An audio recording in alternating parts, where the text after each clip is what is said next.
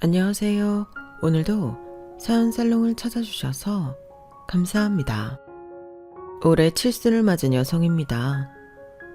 저는 39에 남편과 사별하고 남편 49제가 끝나기도 전에 큰아들까지 급성 폐렴으로 잃었어요.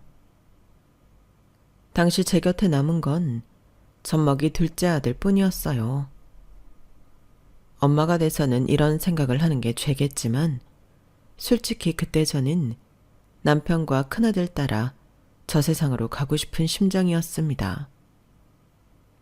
하지만 아무것도 모른 채 제 품에 안겨 새근새근 잠든 둘째를 보니 차마 그럴 수가 없었어요. 나마저 사라지면 이 어린 걸 지켜줄 사람이 없으니까요. 그래서 모진 인생 어떻게든 헤쳐가자 생각하고 이날리 때까지 살아왔는데 다른 사람도 아니고 하나뿐인 내 아들이 내 가슴에 비수를 꼽지 뭡니까? 어미가 돼서 공개적으로 내 자식 흉을 보는 게 한심해 보이겠지만 내 배로 낳은 자식이기에 더더욱 용서가 안 돼서 이렇게 사연을 보내게 됐습니다. 제 사연을 통해 세상의 모든 자식들이 부모의 사랑과 희생을 당연하게 받아들이지 않길 바랍니다. 고마움을 모르고 무조건 받기만 하려는 자식이라면 부모도 단호히 잘라낼 수 있으니까요. 옛 어른들이 말씀하시길 며느리는 가난한 집에서 데려와야 한다고 하잖아요. 그래야 아껴가며 알뜰하게 살림을 잘한다고요. 한마디로 가난한 집 딸들은 없이 살던 게 습관이 돼서 돈 낭비도 할 줄 모른다는 생각에서 비롯된 말일 거예요. 하지만 사람이 어디 그런가요? 돈이 없어서 못 쓰지 돈이 있는데 왜 못 쓰겠어요? 못 쓰고 살던 게 한이 돼서라도 손에 돈을 쥐면 생각이 달라지지 않겠냐고요. 왜 갑자기 이런 얘기를 하냐면요. 제 친정 어머니 얘기를 하려고 그런 거예요. 자식으로서 이런 말하기 좀 그렇지만 제 친정 어머니는 경제관념이 없는 분이셨어요. 저희 할머니께서 살아계실 때까지만 해도 저희 친정이 그리 어려운 형편이 아니었어요. 오히려 당시에 식모도 셋이나 두고 살 정도로 살만한 집이었죠. 그런데 제가 중학교에 들어가던 무렵 할머니가 돌아가시면서 상황은 빠르게 변했어요. 저희 어머니는 광 열쇠를 손에 쥐자마자 집안의 가구를 바꾸고 의상실에 연락해 옷을 맞추는 것부터 했어요. 당장 입을 옷이 없는 것도 아닌데도 수시로 의상실 사람들을 집에 불러 수십 벌씩 옷을 맞추고 수입 주방 도구며 고가의 가전제품까지 줄기차게 사들였어요. 어린 제 눈에도 어머니의 이런 행동은 옳지 않아 보였어요. 문제는 어머니가 돈을 물쓰듯 사치를 부리는 동안 아버지는 아버지대로 조부의 회사를 운영하는 데 있어서 거듭된 실패를 했다는 거예요. 운영자의 무지와 미흡함 때문에 회사는 나날이 어려워지고 말았죠. 그러는 와중에 열린 곳간이 채워지기도 전에 빠져나가기 바빴고 그러다 보니 할머니가 돌아가시고 3년도 안 돼서 저희 친정은 집도 절도 없이 길바닥에 나앉게 되었어요. 다른 것도 아니고 가장의 무능한 바 안주인의 사치 때문에 집이 망했으니 친인척들도 도와줄 리 만무했어요. 저라도 그랬을 거예요. 잘 살 때는 자기 잘난 맛에 살다가 어려워지니 도와달라고 찾아오는 사람을 누가 반기겠어요. 결국 아버지는 회사가 망하면서 그 충격으로 세상을 떠나셨고 어머니는 저희를 데리고 친정으로 가셨어요. 부잣집에 시집가서 딸 도움받아가며 살 생각을 하셨던 외조부는 수중에 돈 한 푼 없이 쫓기다시피 친정에 찾아온 딸과 손녀딸이 반갑지 않으셨을 거예요. 외가 근처에 살고 있는 외삼촌 내외도 저희 모녀를 반기지 않았어요. 야, 넌 우리 입장은 생각도 안 하냐? 네가 부잣집에 시집간 거 온 동네 사람들이 다 아는데 이렇게 거짓골로 집에 돌아오면 아버지랑 내 체면이 어떻게 되냐고. 당장 굶어 죽더라도 여기 오면 안 되지. 기건이 이 말이 맞아요. 아가씨 때문에 동네 사람들 보기 얼마나 창피한 줄 알아요? 까놓고 말해서 아가씨 잘 살 때 우리한테 해준 게 뭐 있어요?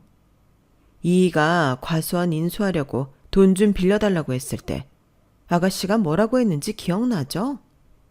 출가 외인한테 왜 이렇게 바라는 게 맞냐고, 어떻게 이 집구석엔 빌어먹을 생각만 하는 거지들밖에 없느냐고 했어요, 안 했어요? 나요, 그때 그 말 듣고 3일을 울었어요.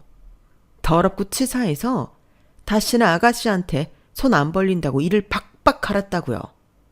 아이고, 우리가 공짜로 달라고 한 것도 아니고 빌려달라는 건데도 그 난리를 치고 안 해줬으면서 무슨 낯짝으로 여길 와요? 암튼 아가씨 때문에 사람들 입에 오르내리기 싫으니까 당장 떠나세요. 이 말대로 굶어 죽더라도 우리 안 보는 데서 죽으라고요. 외숙모는 저희 어머니한테 악을 박박 쓰며 소리쳤어요. 하지만 더는 물러설 데가 없었던 엄마는 사과 대신 치졸한 대응을 하셨죠. 좋아요, 떠날게요. 대신 내가 시집가고 이듬해 우리 시어머니가 사주신 논이랑 밭, 그거 돌려주세요. 그거 돌려주면 나도 우리 애숙이 데리고 떠나줄 테니까. 왜요? 못 주겠어요? 그럼 잠만 말고 사세요. 내 시댁에서 받아먹은 거 토해내기 전에는 나도 우리 애숙이도 이 집에서 한 발자국도 못 나가니까. 결국 반강제로 어머니랑 저는 외가에서 지내게 되었어요. 하지만 얼마 지나지 않아서 어머니는 저를 버리고 어디론가 떠나버리셨어요. 누군가의 말에 따르면 동도 트기 전에 외간 남자랑 도망을 치는 걸 봤다고도 하고, 또 누군가는 읍내에 찾아온 극단 사람들과 함께 떠났다고도 했지만 어머니가 집을 떠난 정확한 사정은 누구도 알지 못했어요. 확실한 건 내가 어머니한테 버려졌다는 사실뿐이었죠. 반기는 사람 하나 없는 곳에 버려진 저는 외가 식구들의 눈치를 보며 자랐어요. 그래도 다행이었던 건 저희 어머니와 각을 세우던 외숙모였지만 저한테는 그러지 않으셨다는 거예요. 애숙이 네 인생도 참 기고하다. 그 돈 많은 집에 태어나 귀한 대접받고 사래가 이런 총구석에 버려질 줄 누가 알았겠니? 누굴 탓하겠어. 네 팔자가 그런 걸. 그래도 넌 네 엄마대로 그렇게 살면 안 된다. 내가 어떻게든 너 밥은 먹여줄 테니까 어떻게든 네 살궁리만 해. 외숙모 덕에 가까스로 고등학교를 졸업한 저는 외숙모 도움으로 서울로 올라가게 되었어요. 서울에 살고 계신 외숙모 언니가 저를 데리고 있겠다고 해주셨거든요. 당시 사돈부부는 영등포 지하상가에서 양복점을 하고 계셨는데 저를 점원으로 받아주신 거예요. 그 덕에 저는 사돈집에서 함께 살았는데 집세도 받지 않으시고 밥도 공짜로 먹여주셨어요. 제가 버는 돈은 온전히 모아서 독립할 때 쓰라고 하셨죠. 그 집에는 저보다 1살 위 대학생 딸이 있었는데 저는 그 언니랑 한 방을 썼어요. 언니 덕에 축제 때 언니가 다니던 연세대도 가보고 신촌에 있는 독수리다방도 가볼 수 있었어요. 그곳에서 미래의 제 남편도 만나게 되었죠. 남편은 언니와 같은 과 선후배 사이였는데 군 제대 후 막 복학을 한 상태였어요.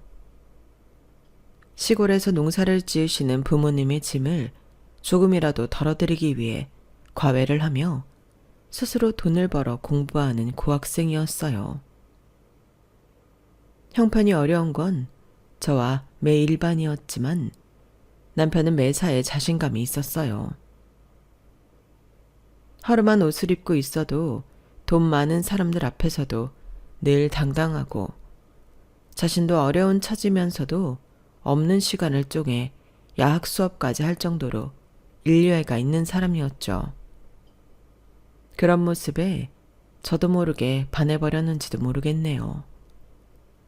그런 남편과 언니, 그 밖의 학생들을 볼 때마다 저는 부럽기도 하고 질투심도 났어요. 저와 분명 같은 시대를 살아가는 청춘들임에도 불구하고 저와 그들 사이에는 보이지 않는 벽이 있다는 걸 느껴서 그랬던 것 같아요.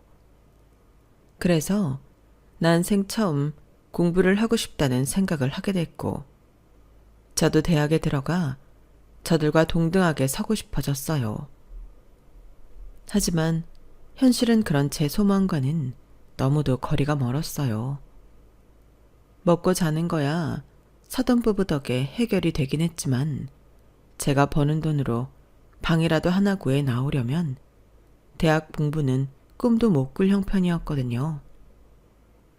그래서 일찌감치 포기하려고 했는데 당시 저랑 막 사귀기 시작했던 남편이 그런 제 마음을 눈치챘는지 하루는 그러더라고요. 캠퍼스 생활이 하고 싶은 거야? 대학 공부를 하고 싶은 거야? 만약 후자라면 방법이 없는 건 아니야. 방법이 있을 리가 없어요. 난 대입 학력고사 준비를 할 만한 시간도 없고 설사 붙는다 해도 등록금을 낼 형편이 안 되니까요. 괜히 헛바람 넣지 말아요. 방송통신대라고 들어봤니? 대학에 들어갈 형편과 시간이 안 되는 사람들을 위해서 방송으로 대학 공부를 할 수 있는 대학이야. 방송으로 강의를 들으니 당연히 등록금도 저렴하지. 공부를 하고자 하는 의지가 있다면 이런 방법도 있어. 그러니까 쉽게 포기하지 마. 원한다면 내가 도와줄게. 그 말에 꺼졌던 불씨가 되살아나는 기분이었어요. 남편은 약속대로 방통대 입학에 관련한 자료를 모아주었고 덕분에 저는 이듬해 봄부터 방통대 수업을 받을 수 있었어요. 하지만 방통대 공부가 생각했던 것처럼 쉽지만은 않았어요. 저는 일도 해야 했고 무엇보다 관리해주는 사람 없이 나 스스로 방송을 통해 공부를 한다는 게 어지간한 의지가 아니고서는 힘들었어요. 저도 사돈 언니랑 남편이 없었더라면 진작에 포기했을지도 몰라요. 실제로 방통대에 입학을 하는 사람은 많지만 졸업까지 이어지는 경우는 그렇게 많지 않았어요. 대학에 갈 수 없는 상황이라면 시간을 내서 방송으로라도 공부를 이어가기 힘든 상황일 수 있다는 거니까요. 주변의 도움으로 무사히 방통대 졸업을 하게 된 저는 조금은 굽었던 어깨가 펴지는 기분이었어요. 부모도 없고 아무런 백도 없는 제게 학사학이라는 커다란 배경이 생긴 셈이니까요. 하지만 어디까지나 그건 제 생각일 뿐이었나 봐요. 결혼을 하겠다고 남편 손을 잡고 시댁에 찾아가 보니 제 학위가 종이 쪼가리에 불과한 것처럼 하찮게 가격이 매겨지더라고요. 비록 시골에서 농사를 짓고 있긴 하지만 자식들을 모두 서울에 있는 명문대에 보낸 시부모님으로서는 듣도 보도 못한 방통대 출신인 제가 못마땅하셨던 모양이었어요. 적어도 아들이 명문대까지 나와 남들이 부러워할 만한 직장까지 들어갔으니 며느리도 그에 상응하는 사람이 들어오길 바랐을 테니까요. 물론 시부모님이 저를 탐탁치 않게 생각하신 건 학벌이 아닌 제 친정의 재력을 말하는 거였겠지만요. 지금도 그렇지만 당시에 아들을 가진 부모님들은 아들이 개천에서 나서 용이 되었을 때 그 뒤를 받쳐줄 든든한 처가를 원하셨어요. 저로서는 그럴 형편이 안 되었으니 당연히 결혼을 반대하실 수밖에요. 하지만 그런 시부모님의 반대에도 불구하고 남편은 결혼을 강행했어요. 세상 일이 다 그렇겠지만 한쪽 힘에 의해 억지로 성사된 일에는 반드시 크고 작은 불화가 일기 마련이잖아요. 비록 저는 남편 덕분에 결혼에는 성공했지만 그로 인해서 결혼 기간 내내 시부모님과 시누이, 시아버지한테 무시와 괴롭힘을 당해야 했어요. 집안에 무슨 일만 있으면 집에 여자가 잘못 들어와서 이런다고 하고, 그러면서도 집안일에는 매번 저를 불러서 일을 시키고, 아들인 제 남편한테는 이런 방구 없이 늘 제게만 돈 얘기를 꺼내곤 했어요. 넌 며느리가 돼서는 시부모 건강 안중에도 없니? 아무리 친정에서 보고 배운 게 없다고 해도 그렇지. 시아버지가 허리가 아파서 밭일도 제대로 못하신다고 하는데 보약은커녕 파스 한 장을 안 사보내니? 네가 그러고도 며느리라고 할 수 있냐? 그렇게 네 할 도리 안 하고 살 거면 차라리 돈이라도 보내라. 내가 직접 한약방에 가서 내 남편 보약 지어다 먹이게. 제가 천리안도 아니고 서울에 살면서 지방에 계시는 시아버지 허리가 아프시다는 걸 어떻게 알았겠어요. 그런데도 시어머니는 무조건 제 탓이라며 돈 보내라고 닥달을 하시네요. 그뿐인가요? 제가 첫째를 임신하고 8개월이 됐을 때 어머님이 팔을 다쳐서 살림을 못 하신다고 저더러 본가로 내려오라고 하시더라고요. 저는 단순히 시어머니가 다쳤으니 와서 며칠 살림 좀 살피다 가라는 의미로 알고 며칠 지내고 올 생각으로 시댁으로 향했어요. 그런데 도착해보니 어머님 상태가 그리 심각해 보이지 않은 거예요. 듣기로는 팔을 다치셨다고 들었는데 막상 보니까 팔에 가시덤불에 쓸린 자국이 다더라고요. 굳이 저를 거기까지 부르지 않으셔도 될 정도라는 생각이 들었어요.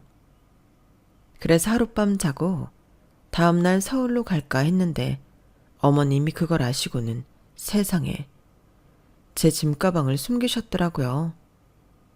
그 바람에 저는 한 달 가까이 시댁에 붙잡혀 있었어요. 어머님은 그동안 미뤄두었던 묵은 이불 빨래며 창고 청소 같은 힘든 일들을 만삭인 제게 다 시키셨어요. 오죽하면 동네 사람들이 며느리 죽일 셈이냐고 저희 시부모님께 뭐라고 했겠어요. 남도 제 걱정을 해주는데 어쩌면 저희 시부모님은 그렇게 인정머리도 없이 저를 부려먹을 생각들만 하시는지 야속하고 미웠어요. 그래서 서울로 향하는 기차 안에서 얼마나 울었나 몰라요. 나한테 부모가 있었다면 그래도 이렇게 나한테 함부로 했을까 생각하니까 더 서럽고 내 인생이 참 가엾다는 생각이 들었어요. 그렇게 한참을 울고 서울역에 도착해 집을 향했는데 도착해보니 저희 집에 시누이가 와 있더라고요. 남편이 저랑 전화통화를 했을 때만 해도 그런 얘기는 없었는데 말이죠. 서울에서 직장에 다니던 시누이는 친구랑 둘이 살고 있었는데 친구가 시집을 가면서 지낼 곳이 없어진 거예요. 그러자 시누이는 덜컥 겁이 난 거죠. 시부모님이 당장 집으로 내려오라고 하실까 봐요. 그래서 잔머리를 굴린 거예요. 어머님한테 제가 출산하고 산후조리하는 동안 자기가 오빠 밥을 챙겨주겠다고 말이죠.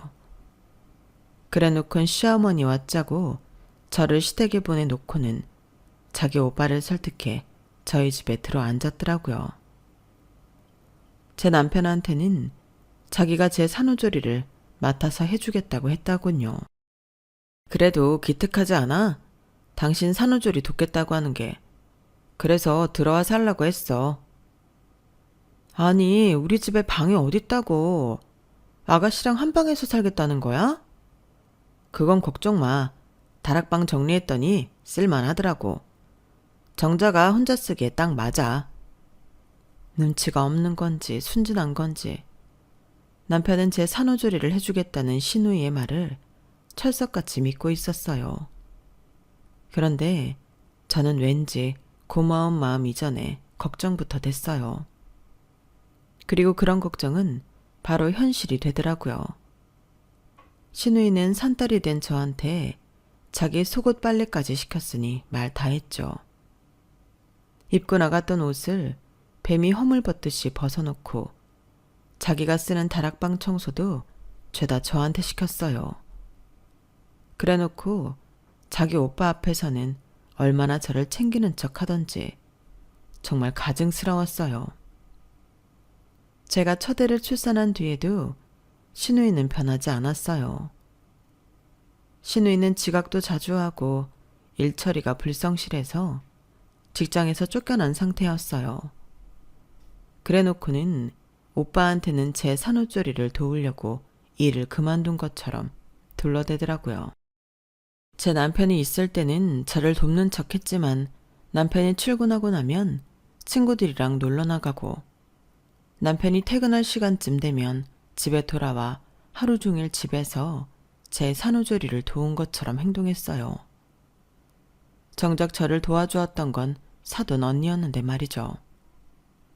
당시 사돈 언니는 독일에서 유학생활 중이었는데 방학을 맞아 잠시 한국에 돌아온 참이었어요.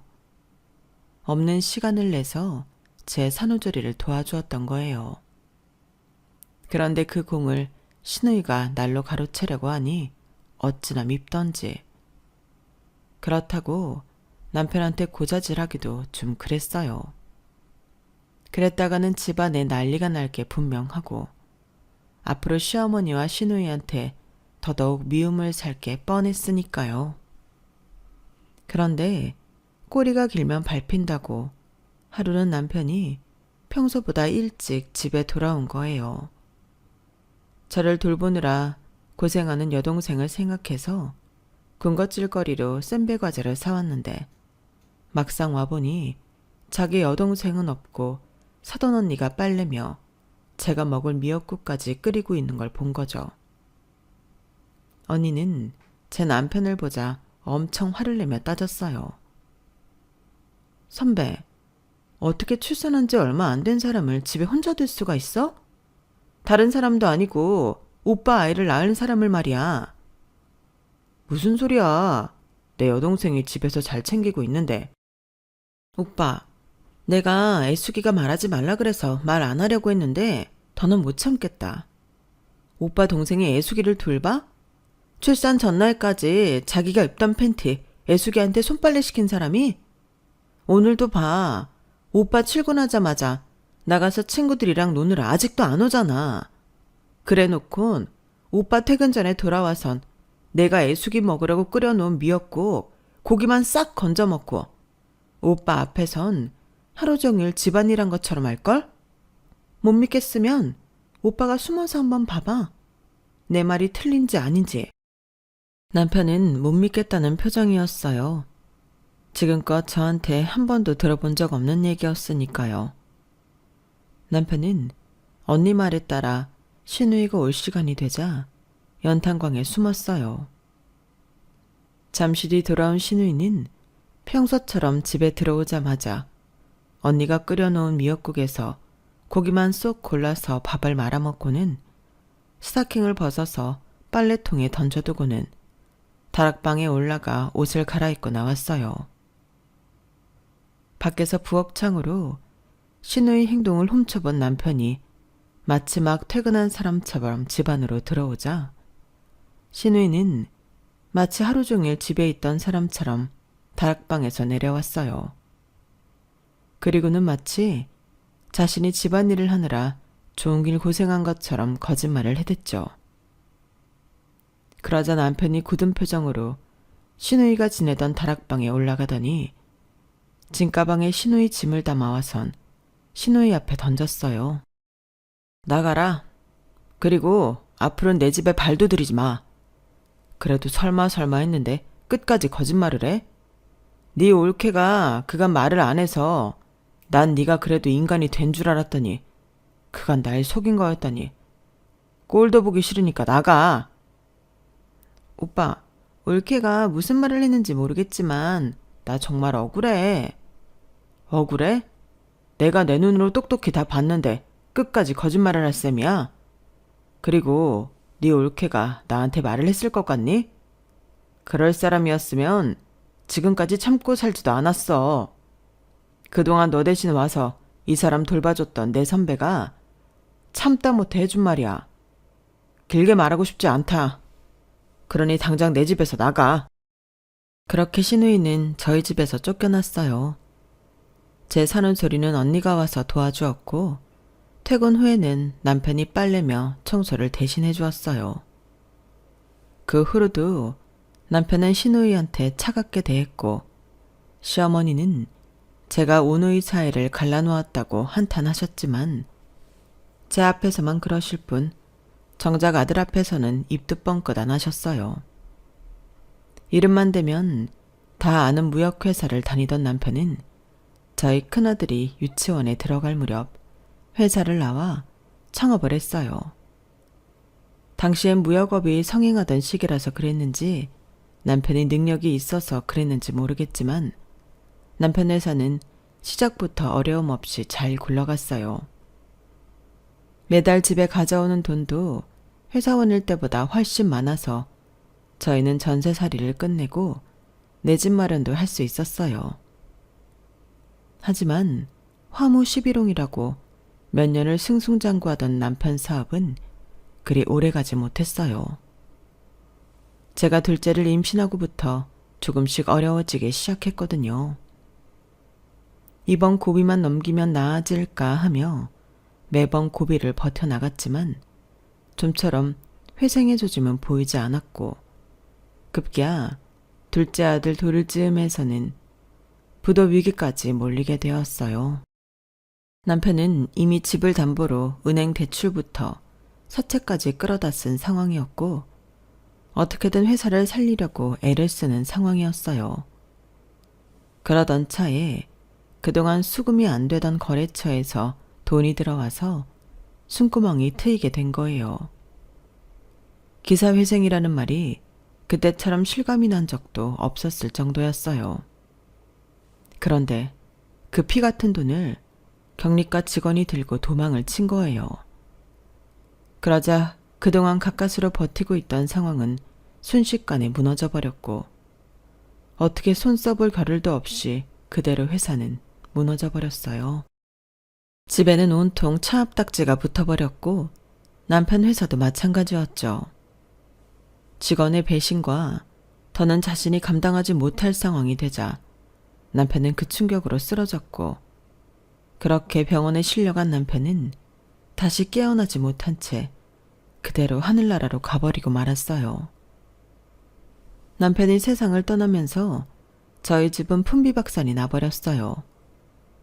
남편이 생전에 만든 빚 때문에 살던 집도 은행과 사채업자 손에 넘어가고 당장 먹고 살 돈 한 푼 없었어요. 집도 곧 비워줘야 하는 상황에 앞으로 두 아이를 데리고 어떻게 살아가나 걱정하고 있는데 하늘도 참 야속하지. 그 와중에 제품에서 큰아이까지 데려가지 뭡니까?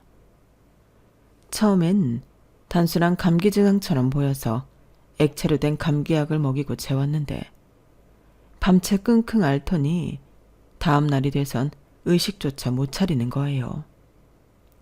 그 길로 애를 들쳐업고 병원으로 향했지만 제대로 손도 못 써보고 저 세상으로 떠나보내고 말았어요.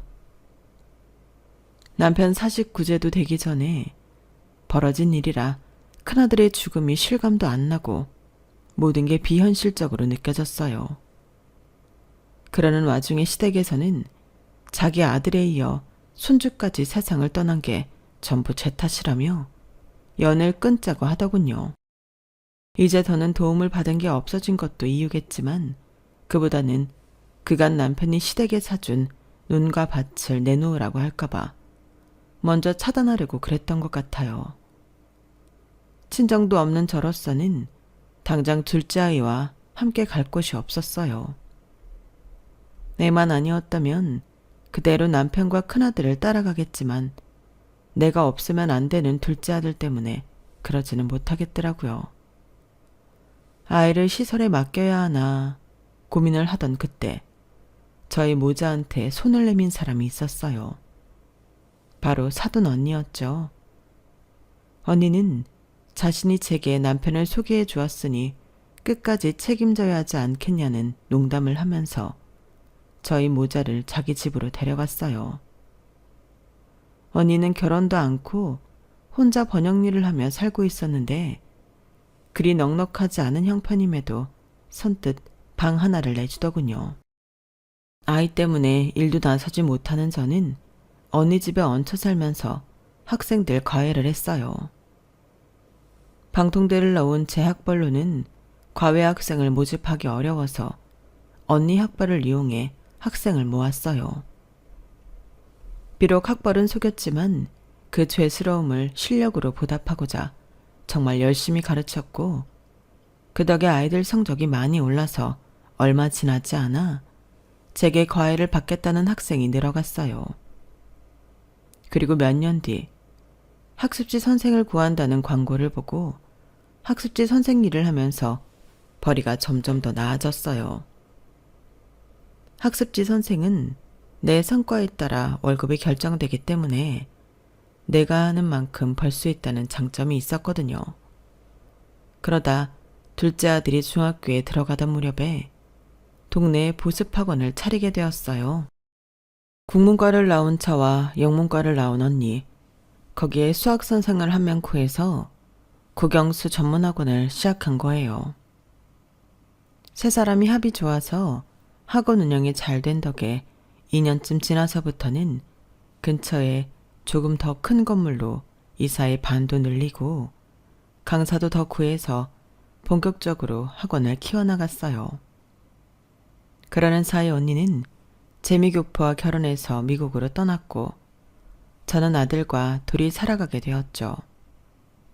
명색이 엄마가 학원 원장이었음에도 정작 내 아들 공부는 따로 가르쳐 본 적이 없었어요.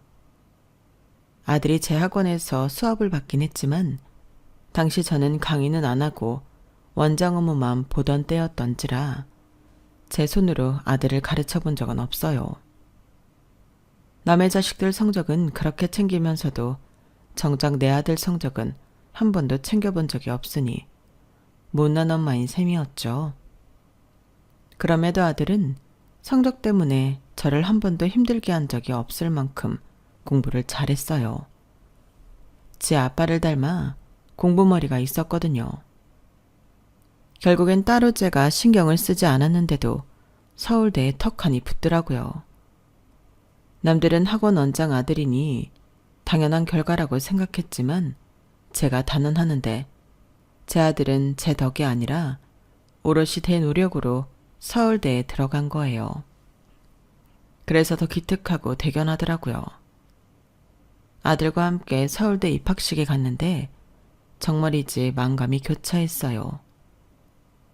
한때 둘째 아들을 끌어안고 어떻게 살아가나 막막했었는데 이런 날도 다 오는구나 싶더라고요. 만약 그때 안 좋은 결정을 내렸더라면 오늘의 기쁨도 없었을 거라 생각하니 뭉클했어요. 엄마로서 그동안 살아내는 거에만 몰두하느라 하나뿐인 내 아들을 제대로 챙기지도 못했는데 스스로 너무 잘 커서 그렇게 고마울 수가 없었죠. 그래서 이후로는 아들을 위해 제가 해줄 수 있는 건 뭐든 다 해줬어요. 아들이 원하면 해외로 어학연수도 보내주고 통학거리가 멀어서 공부할 시간이 없다고 하길래 차도 뽑아주고 그 밖에도 돈으로 서포트 해줄 수 있는 건 뭐든 다 해줬어요. 그건 남편과 큰아들을 잃은 슬픔에 작은 아들한테 온전히 마음 쏟지 못했던 거에 속죄하는 마음으로 그랬던 건데 과유불급이라고 결과적으로는 그런 제 행동이 내 아들을 망치고 말았던 것 같네요. 대학을 졸업한 아들은 취업 대신 창업을 선택했어요. 들어보니 대학 시절부터 지 돈으로 주식 투자와 코인으로 재미를 봤던 터라 돈 굴리는 재미에 빠져있던 모양이었어요. 남들처럼 평범하게 일해서 돈을 버는 거엔 만족을 못 하더라고요. 엄마, 취직을 뭐하러 해? 죽어라 일해봤자 업주만 배불리는 건데. 멍청한 사람들이나 직장에 충성하고 청춘 다 바쳐서 열심히 사는 거라고. 내가 오너가 되면 내 노력도, 내 직원의 노력도 다 내 거가 되는데 안 그래? 엄마도 학습지 선생하는 것보다 학원 원장으로 버는 돈이 더 많으니까 사람 써가며 학원 운영하는 거 아니야? 내 몸 움직여서 열심히 일하는 게 중요한 게 아니라 머리 잘 굴려서 힘 안 들이고 돈 버는 게 이득이란 소리야. 그래서 말인데 엄마도 이제 돈 벌 만큼 벌었으니까 학원은 나한테 넘기고 여행도 다니면서 쉬는 게 어때? 미국에 있는 선주 아줌마도 만나러 가고 말이야. 이제 그만 열심히 살고 인생을 즐기라고. 안 그래도 미국에 살고 있는 사촌 언니가 몇 년 전부터 한번 놀러 오라고 하던 참이라서 마음이 슬쩍 동하기는 하더라고요. 그동안 일에 빠져 사느라 여행 한번 못 해보고 살기도 했어서 이참에 학원을 아들한테 맡기고 좀 즐기며 살아볼까 했던 거죠. 저도 환갑을 훌쩍 넘긴 나이라서 지금이 아니면 장시간 비행기를 타고 해외로 나갈 수 있을지 장담할 수 없는 상황이기도 했고요. 그래서 아들 녀석 결혼식만 치르고 학원도 정리하고 아들 말대로 집을 뺀 나머지 재산도 아들한테 증여할 생각이었어요. 아들 녀석한테는 대학 시절부터 만나온 여자가 있었는데 지들끼리는 이미 오래전부터 결혼까지 약속했던 모양이더라고요. 아들 졸업식장에서 마주친 적이 있어서 저도 그 아이 얼굴은 알고 있었어요. 그땐 아들이 대학 후배라고 소개해서 그런가 보다 하고 넘겼기 때문에 주의 깊게 보지는 않았지만요. 무엇보다 그 아이 첫인상이 그리 좋지 않았어요. 어른을 보고도 제대로 인사도 않고 말끝을 흐리고 어른한테도 은근슬쩍 반말을 섞어 쓰는 안 좋은 습관이 있더라고요. 학원을 운영하면서 아이들을 많이 접했던 터라 저도 모르게 말투나 행동을 통해 이 아이의 됨됨이가 어떤지 판단을 하게 되는데 제가 내린 결론은 공부는 잘 하는지 모르겠으나 인간적으로는 덜 성숙된 아이였어요. 첫인상이 그렇게 안 좋아서 그랬는지 아들이 결혼할 사람이라며 집에 데리고 온 걸 보고는 속으로 한숨을 푹 쉬었어요. 하필 왜 저 애를 데려왔을까 싶었거든요. 그래도 내 집에 온 사람인데 싫은 티를 낼 수는 없어서 일단은 잠자코 지켜보자 생각했죠. 며느리 자리가 그닥 마음에 들지는 않았지만 내 아들이 좋다는 여자이기도 하고 저 역시 시댁 반대를 무릅쓰고 결혼을 한 처지라서 내 아들과 며느리한테는 내가 받은 상처를 그대로 물려주기 싫어서 둘이 하겠다는 대로 내버려뒀어요. 지들 둘이 좋다는데 뭘 어쩌겠냐는 반쯤 포기한 심정이기도 했고요. 그렇게 아들은 결혼 준비를 시작했고 저도 만사 제쳐두고 아들 결혼 준비에 나서게 되었죠.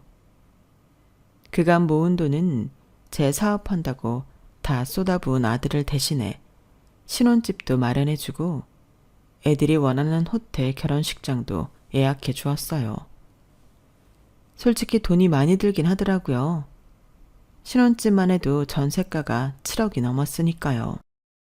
거기다 호텔 결혼식장도 옵션을 추가하다 보니 1억 가까이 나오더라고요. 굳이 결혼식에 이런 거금을 쓸 필요가 있나 싶었어요. 차라리 그럴 돈으로 전세금에 합해서 20평대 아파트를 사는 게 낫지 않을까 했다니까요. 그런데 애들은 절대 안 된다고 펄펄 뛰지 뭐예요. 엄마, 요즘 결혼식 치르는데 다들 그 정도 돈은 들여. 인생에 딱 한 번뿐인 결혼식인데 남들한테 안 꿀리게 제대로 하고 싶다고. 그리고 그 정도 안 하면 동기들 앞에서도 무시당한다고. 엄만 아들이 무시당하면서 찌질하게 살면 좋겠어? 그리고 20평대 아파트가 뭐야? 그 좁은 데서 어떻게 둘이 살아? 숨 막히게. 월세를 살아도 넓은 집에서 제대로 꾸며놓고 폼나게 살고 싶다고. 솔직히 내가 벌어들이는 돈만 해도 월 1,000원 되는데 32평도 좁다고 생각해. 버는 만큼 소비를 해줘야 나라 경제도 잘 굴러가는 거잖아. 난 그래도 엄마가 최소한 45평 정도는 해줄 줄 알았는데 나도 그렇고 예지도 그렇고 엄마한테 많이 아쉽지만 티 안 내려고 하는 거니까 엄마도 더는 우리 결혼에 이래라 저래라 하지 마. 아들 입으로 그런 말을 듣는데 어이가 없어서 말도 안 나오더라고요. 내가 그동안 하나 남은 아들놈을 너무 오냐오냐 키워온 게 아닌가 후회가 밀려왔어요. 따지고 보면 결혼은 자기들 손으로 준비해야 하는 거잖아요. 저랑 남편도 그랬으니까요. 그런데 집도 해주고 지들 결혼식장도 해주고 있는 대로 다 퍼주는데도 서운하다고 말도 못 꺼내게 하니까 내 돈 들여서 해주고 내가 왜 이런 대접을 받아야 하나 싶었어요. 생각 같아선 싹 다 수거하고 니들 손으로 하라고 하고 싶었지만 내 자식 일인데 그렇게 매정하게는 못 끊겠더라고요. 그래서 부글부글 끓어오르는 속을 꾹 누르고 입을 닫았어요. 그래, 어차피 나 죽을 때 아들한테 줄 거 지는 원하는 대로 해주고 이후엔 홀가분하게 나 편한 대로 살자 생각했어요. 그런데 그런 결심을 무너지게 하는 사건이 일어난 거예요. 아들 신혼집 전세 계약을 하고 살림을 들이기 전에 입주 청소를 맡겼는데 아들이랑 며느리는 일이 바쁘다 그래서 제가 대신 청소 상태를 확인하러 가게 되었죠. 이름 있는 업체라고 하더니 청소를 기가 막히게 해뒀더라고요.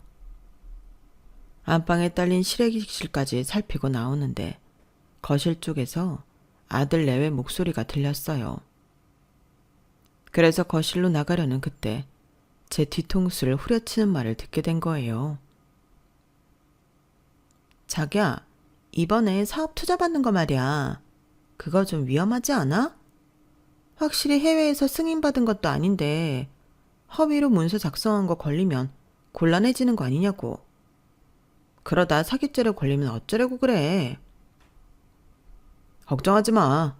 걸려도 나 대신 엄마가 걸릴 테니까. 우리 회사 엄마 명의로 해뒀거든. 문제 될 만한 거 중에 내 이름으로 된 건 하나도 없어. 그래야 문제 생겨도 잘라내기 쉽지. 그럼 어머님 재산도 같이 넘어가는 거잖아. 야, 내가 그 정도로 멍청한 놈이냐? 엄마 학원이랑 집, 그리고 우리 신혼집까지 돈 되는 건 다 내 이름으로 바꿀 텐데 뭐가 걱정이야. 엄마 미국 보내놓고 하나씩 다 처리할 생각이니까 걱정을 말라고. 엄마야 내일 모레면 70인데 인생 살 만큼 산 거잖아. 한창 살아갈 날이 많은 자식 위해서 그 정도는 해줄 수 있는 거지 뭐. 그리고 나중에 문제가 된다 해도 다 늙은 노인네라서 오히려 형도 약하게 떨어질 테고 이래저래 이득이 될 거야. 무엇보다 내가 안전해야 빵에 들어간 엄마도 돌볼 수 있지. 안 그래? 아, 자기 정말 후레자식이네. 자기 엄마가 알면 아주 기절하시겠다. 뭐 내 엄마도 아닌데 나랑은 상관없는 일이지만 난 후레자식이든 도둑놈이든 상관없으니까 돈만 많이 벌어다 줘. 인생 뭐 있어? 폼나게 살다가 가면 그만이지. 얼른 한몫 잡아서 일 그만두고 해외 유랑이나 하면서 파이어 쪽으로 살자고. 순간 다리에 힘이 풀려서 제대로 서 있을 수도 없었어요. 내가 자식을 키운 게 아니라 개만도 못한 도둑놈을 키웠더라고요. 늙은 엄마한테 지 죄를 뒤집어 씌워놓고 돈만 챙기려 드는 아들을 보니 억장이 무너지는 것 같았어요. 이런 놈한테 늘 못해준 것만 생각하면서 가슴 아파했던 걸 생각하니까 그간 살아온 내 인생이 허무하기만 했어요. 그래서 그날 이후 아들을 미행하기 시작했어요. 한동안 사업을 한다는 말만 들었지 무슨 일을 어디서 하는지도 몰랐거든요. 저도 모르는 사이 제 명의로 세운 회사라고 해서 가봤는데 강남에 위치한 그 건물에는 크고 작은 회사 사무실이 개미집처럼 사방에 들어차 있더라고요. 그중 한 곳이 아들놈 사무실이었어요. 사무실 입구부터 영어로 가득한 현수막과 포스터가 있었는데 신약 개발과 관련된 것 같더군요. 밖에서만 봐서는 알 수가 없어서 업체에 의뢰해 그 회사가 뭘 하는 데인지 알아봤더니 다이어트 관련 신약을 수입하는 업체더라고요. 그런데 뒷조사를 해준 직원 말에 따르면 이게 사기 같다는 거예요. 그리고 회사 대표는 아들 말대로 절호되어 있었죠. 이렇게 허술한 회사로 무슨 돈을 번다는 건지 이해가 안 갔지만 직원 말로는 블로그나 별스타 등을 이용해 광고를 해서 은근히 선주문과 투자자도 많이 모은 상태라는 거예요. 아들이 한 달에 1,000만 원은 번다고 하더니 그게 다 남의 돈 등쳐먹은 돈이었더라고요. 머리 좋은 놈이 나쁜 쪽으로 머리를 쓰니 사기도 크게 해먹는구나 싶었어요. 부모 입장에서 내 자식이 잘못되는 걸 바라는 사람이 어디 있겠어요. 서운하고 미운 마음이야 내 속에서 풀면 그만이지만 남한테 폐를 끼치는 건 어떻게든 막아야 하지 않겠어요. 그래서 내 손으로 아들놈을 경찰에 신고했습니다. 그러자 아들놈이 경찰에 끌려가면서 저를 향해 욕설을 퍼부으며 길길이 날뛰더군요. 미쳤어? 엄마가 나한테 어떻게 이럴 수가 있어? 어떻게 부모가 자식을 신고할 수가 있냐고. 복수할 거야. 엄마가 피눈물 흘리게 해줄 거라고. 악을 쓰고 저한테 저주에 가까운 폭언을 하는 아들을 보니 이게 사람 새끼인가 싶더군요. 그래서 다가가 아들의 뺨을 한 대 쳤어요. 정신 차려. 네가 지금 무슨 짓을 벌인 건지 알아? 그 좋은 머리로 좋은 일에 쓸 생각은 않고 사람들 등쳐먹을 궁리를 하는데 엄마가 그걸 가만 보고 있어야겠니? 땀 흘려 일하는 사람들이 멍청해 보인다고? 하루하루 열심히 사는 사람들이 하찮아 보인다고? 아니, 내 눈에는 너처럼 지 머리만 믿고 아무 죄책감 없이 다른 사람 가슴에 피 멍들게 하는 네 놈이 더 하찮고 멍청해 보인다. 어떻게 엄마가 자식을 신고할 수 있냐 그랬지? 네 엄마니까 그런 거다.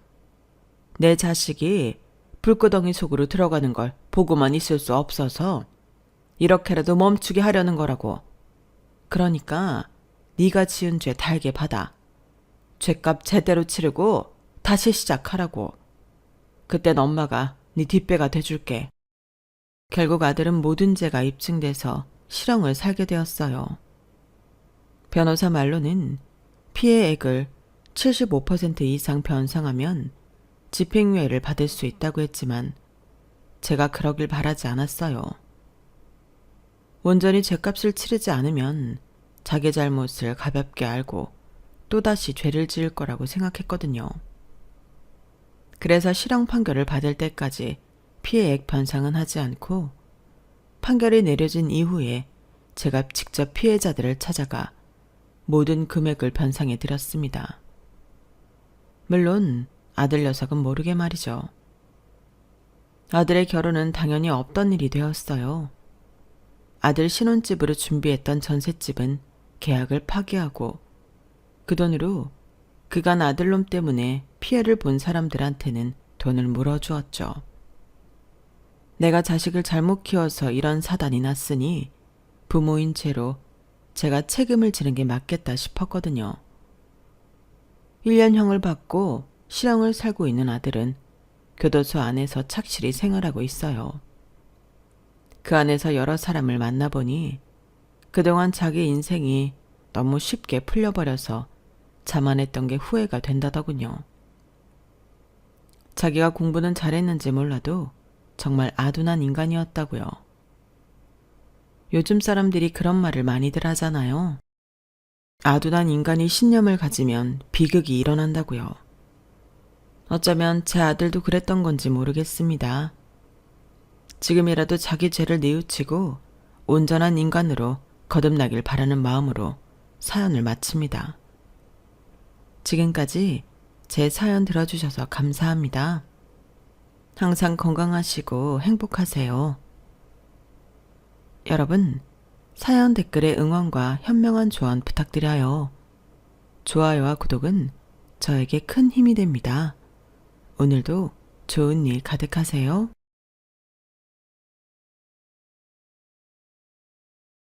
안녕하세요. 오늘도 사연 살롱을 찾아주셔서 감사합니다. 저는 30대 중반의 가정주부입니다. 이 사연을 전하기까지 정말 많은 고민이 있었어요. 어떤 사람들은 이 이야기가 소설 같다고 할지도 모르겠지만 제게는 인생의 가장 놀라운 사건이었거든요. 사람의 인연이란 참 기묘하면서도 때로는 아름다운 거구나 하는 걸 깨닫게 된 일이었어요. 그래서 이렇게 용기 내어 사연을 보냈어요. 그럼 지금부터 제 이야기를 들려드릴게요. 저는 결혼 전까지는 남편과 같은 회사에서 근무했어요. 결혼하고 나서도 일을 계속 병행했지만 아이를 가지면서 모든 게 달라졌죠. 출산 후 몸도 너무 힘들었고 육아와 직장을 병행하는 게 버겁다는 걸 절실히 깨달았어요. 결국 육아휴직을 냈고 그 이후로는 주부로 지내고 있어요. 최근 들어 몸도 회복되고 아이도 어느 정도 커가니 일을 다시 시작해볼까 하는 생각이 들었어요. 다시 직장에 나가 경제적으로도 독립적이고 제가 제 역할을 해낼 수 있다는 자신감을 찾고 싶었거든요. 그래서 어느 날 남편에게 조심스럽게 얘기를 꺼냈죠. 나 요즘 다시 복직할까 고민 중이야. 쓸 수 있는 육아휴직도 기간이 다 끝나가니까. 남편은 순간 멈칫하더니 약간 고민스러운 표정으로 물었어요. 당신이 다시 일하고 싶다면 난 반대하지 않아. 근데 몸도 완전히 회복된 건 아니잖아? 또 회사 다니면서 애를 보면 지금보다 더 힘들어질 텐데 괜찮겠어? 저는 그 말을 듣고 조금 민감하게 반응했던 것 같아요. 내가 너무 오래 집에만 있었나 싶어서 그래. 경제활동도 하고 싶고 당신한테도 부담 덜어줄 수 있으면 좋잖아. 남편은 제 손을 잡으며 웃었어요. 내가 돈 벌고 있는 건 당신이 집에서 아이를 돌봐주고 있기 때문이야. 당신은 이미 충분히 잘하고 있어. 그냥 조금 더 생각해봐도 괜찮지 않을까? 처음엔 대수롭지 않게 들었어요. 저도 사실 직장 생활을 다시 시작할 체력적인 자신은 없었으니까요. 그래서 그래, 고민 좀 해볼게 하고 넘겼어요. 그런데 남편의 말이 이상하게 느껴지기 시작한 건 몇 주 뒤 남편이 부장님 집에 저녁 식사 초대를 받고 다녀온 이후부터였어요. 남편의 회사 부장님인 정재호 부장님과 부장님 아내분이 저희 부부를 저녁 식사에 초대했다고 이야기해 주더라고요. 부장님 아내분은 제가 회사에 다닐 때부터 워낙 소문난 분이었어요. 나이도 젊고 예쁘기로 유명했고 회사 사람들 사이에서는 부장님이 아내 복이 있는 사람으로 불릴 정도였죠. 부장님 아내분이 우리 둘 다 초대하셨는데 같이 갈래? 남편이 물었을 때 저는 잠시 고민했어요. 부장님 아내분에 대한 이야기를 워낙 많이 들었기에 궁금한 마음이 없었던 건 아니지만 아이까지 데리고 낯선 집에 가는 게 왠지 부담스러웠거든요. 그런데 아이를 데리고 가는 것 좀 어색할 것 같아. 게다가 요즘 몸도 피곤해서 잘 모르겠네. 남편은 잠깐 생각하더니 고개를 끄덕였어요. 그럼 무리하지 말고 내가 혼자 갔다 올게. 괜히 힘들게 오지 말고 집에서 쉬어. 일찍 올게. 남편의 말투는 별로 신경 쓰지 않는 듯 담담했지만 저는 묘하게 마음이 쓰였어요.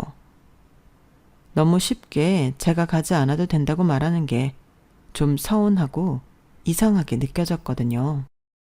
혹시 나 없는 게 더 편한 걸까? 하는 생각이 들면서 괜히 기분이 복잡해졌죠. 그날 밤 남편은 11시가 넘어서야 집에 들어왔어요. 문을 열고 들어오는 남편의 얼굴은 술에 살짝 취한 것 같았지만 피곤해 보이기는커녕 어딘가 들떠 보였어요.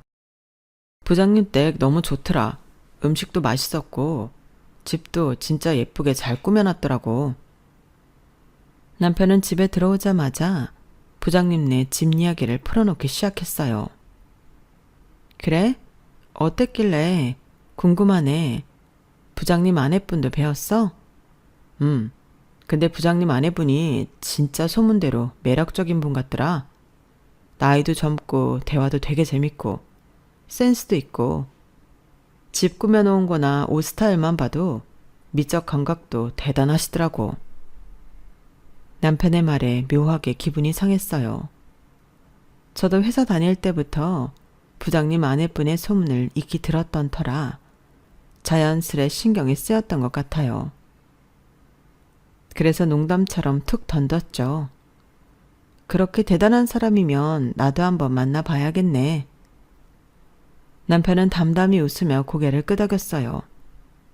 그래, 당신도 만나면 좋을 것 같아. 당신 못 왔다고 아쉬워하더라. 아기를 워낙 좋아해서 다음에는 아기도 편하게 데려와도 된대. 참, 그렇게 말해주기 쉽지 않은데 성격도 참 좋은 분이더라고. 남편의 태도는 전혀 이상하지 않았지만 제 기분은 어딘가 찜찜했어요. 다음 날부터 남편은 그날 이야기를 자주 꺼냈어요. 부장님과 회사 이야기를 하다가도 꼭 부장님 아내분 이야기를 덧붙였죠. 아, 이거 부장님 아내분이 추천한 와인인데 다음에 우리도 한번 사볼까? 괜찮다고 하더라고. 그분이 그러시는데 요즘은 이런 인테리어가 인기라더라. 워낙 감각이 있으신 분이니까 우리도 가구 살 때 참고해도 될 것 같아. 그때마다 저는 괜히 신경이 쓰였어요. 별일 아닌 것 같은데도 자꾸 마음이 불편해지고 남편의 말을 곧이곧대로 받아들이기 힘들었어요. 아니겠지 싶어도 한번 불안해진 마음은 어쩔 수 없더라고요. 사실 이런 말을 제 입으로 하긴 좀 그렇지만 제 남편은 젊은 시절 꽤 인기가 많았어요. 키도 크고 매너도 좋았고 한번 웃을 때마다 사람을 기분 좋게 만드는 묘한 매력이 있었거든요. 그러니 남편이 처음 회사에 입사했을 때부터 그 매력이 통했죠. 입사 동기들 사이에서 유난히 눈에 띄었고 동기들이 남자답고 멋지다며 은근히 남편에게 관심을 보이는 게 다 느껴질 정도였어요. 그런데 남편은 본인이 그렇게 인기가 많다는 사실을 전혀 모르는 사람이었어요. 제가 그걸 지적하면 늘 웃으며 넘겼죠.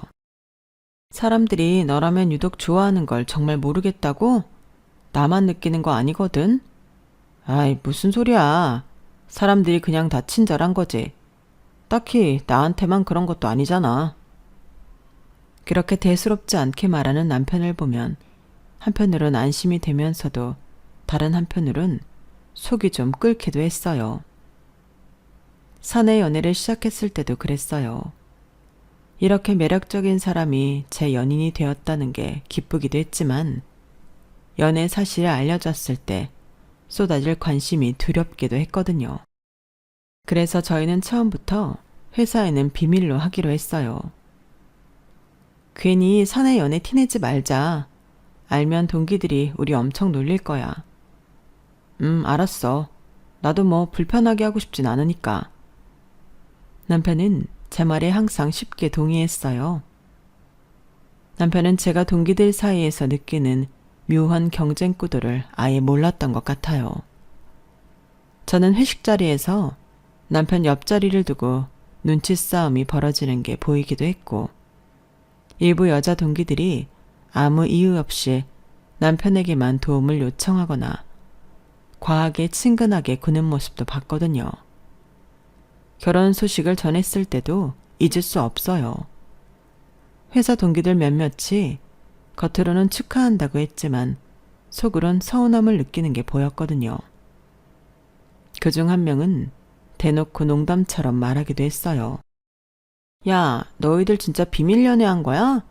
우리 몰래 이렇게까지 할 줄 몰랐다. 오빠, 그래도 이렇게 배신할 줄은 몰랐어요. 오빠 같은 사람은 누가 데려가나 했는데. 일할 줄 알았으면 저희 중 한 명이라도 기회를 줬어야죠. 그 말에 남편은 웃으며 남겼지만 저는 그게 단순히 농담만은 아니라고 느꼈어요. 하지만 그런 이야기를 해도 남편은 이 모든 이야기를 그냥 웃어넘기곤 했어요. 뭐 그런가 보다 하면 되지. 괜히 예민하게 생각하지 마. 그렇게 담담하게 말하는 남편을 보면서 제가 너무 과민한가 싶다가도 남편의 인기가 여전히 제 마음속에 불씨처럼 남아있는 게 느껴졌어요. 부장님 아내 이야기가 자꾸 나오기 시작했을 때 저는 과거의 이런 기억들이 자꾸 떠올랐어요. 그래서 남편에게 한번 떠보듯 물어봤죠. 근데 부장님 아내분이 그렇게 매력적인 분이야? 당신도 회사 다니고 사회생활 하면서 괜찮은 여자들은 많이 봤잖아. 근데 그렇게 눈에 띄게 특별한 분이셔? 남편은 무심하게 웃으며 대답했어요. 아, 뭐 딱히 그런 건 아닌데 외모도 외모지만 뭐랄까? 분위기를 편하게 해준다고 해야 할까? 나이에 비해 어른스럽고 여유도 있고. 그래? 당신이 그렇게 말하는 거 처음 보네. 엄청 마음에 들었나 보다. 제가 살짝 농담 섞인 투로 말했지만 마음속에선 괜히 신경 쓰였어요. 남편은 그런 제 태도에 전혀 동요하지 않았어요. 에이, 또 그런 소리 한다. 그냥 그런 사람도 있구나 싶은 거지. 당신도 부장님 아내분이랑 만나보면 좋을 것 같아. 뭐랄까? 대화하다 보면 묘하게 끌리는 게 있달까? 이건 말로 설명하긴 좀 애매해서 당신도 만나봐야 할 것 같은데? 그 말을 들으니 속으로 철렁했어요. 끌린다니 대체 의미를 모르겠더라고요. 당신 그분이랑 무슨 특별한 얘기라도 나눴어? 남편은 의아한 표정을 지으며 말했어요. 아니, 전혀. 그냥 부장님 아내분이 대화를 워낙 잘하시니까 그런 생각이 든 것뿐이지. 당신은 왜 그런 걸 묻는 거야? 그냥 물어봤어. 뭔가 당신이 그분 얘기를 자주 하니까 신경 쓰여서. 남편은 살짝 웃으며 제 손을 잡았어요. 왜 속상하게 괜히 혼자 오해하고 그래. 나한테는 당신이랑 우리 지아밖에 없는 거 잘 알면서 왜 그래? 남편은 여전히 담담했고 오히려 저를 걱정하는 듯한 말투였지만 저는 그의 말이 이상하게만 들렸어요. 왜 부장님 아내 이야기가 이렇게 자주 나오는지, 왜 남편이 자꾸 저에게 좋은 사람이라며 강조하는 건지 이해할 수가 없었죠. 부장님 댁에서의 저녁 식사 이후로 남편은 부장님과 더 자주 어울리게 된 것 같았어요. 오늘도 부장님 초대로 술 한잔 하러 가. 친해지니까 좋은 정보도 많이 알려주셔서 요즘 되게 배우는 게 많아. 이런 말들을 자주 하더라고요. 처음엔 부장님과 남편이 가까워진 게 단순히 직장 관계 때문이라고만 생각했어요. 직장 상사와 술자리를 함께하며 관계를 쌓는 건 직장 생활에서 자연스러운 일이니까요.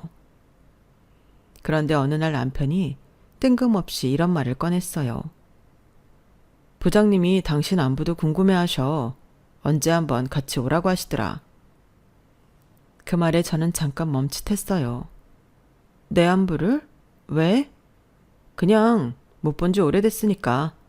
당신도 한번 오면 좋겠다고 하시던데 부장님 아내분이랑도 친해지면 좋을 것 같다고. 그 말을 듣는 순간 속에서 묘한 기분이 올라왔어요. 잠깐만, 부장님 아내분? 당신 술자리에서 부인도 있었어? 이때까지 한 번도 그런 말 없더니 그걸 왜 지금 말해?